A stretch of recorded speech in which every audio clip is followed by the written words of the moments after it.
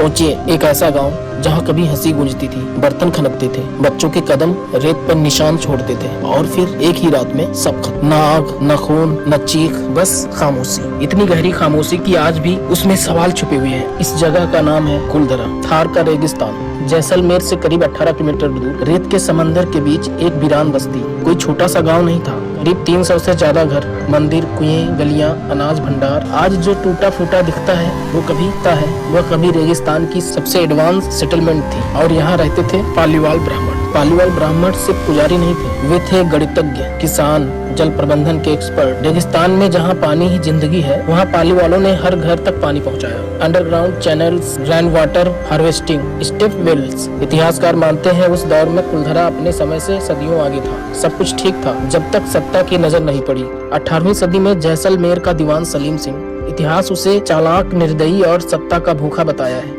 लोक कथाओं के अनुसार एक दिन उसकी नजर कुलधरा की एक सुंदर लड़की पर पड़ी। उसे संदेश भिजवाया, लड़की मुझे दे दो या पूरा गांव भारी टैक्स देगा। यह सिर्फ धमकी नहीं थी, यह था सम्मान पर हमला। पाली वालों के लिए इज्जत जिंदगी से बड़ी थी। गांव में रात को पंचायत बैठी, दीपक जले थे, पर आंखों में डर नहीं, संकल्प था। कोई चिल्लाया नहीं, कोई भागा नहीं। एक बुजुर्ग उठा और बोला, हम झुकेंगे नहीं। और फिर एक ऐसा फैसला जो इतिहास में कभी नहीं लिया गया, पूरा गांव छोड़ दिया जाएगा, एक साथ, एक रात में। और जाते जाते एक श्राप। उस रात बच्चों को उठाया गया, बुजुर्गों को सहारा दिया गया। कोई मशाल नहीं, कोई शोर नहीं, रेत ने कदमों को चुपचाप निगल लिया।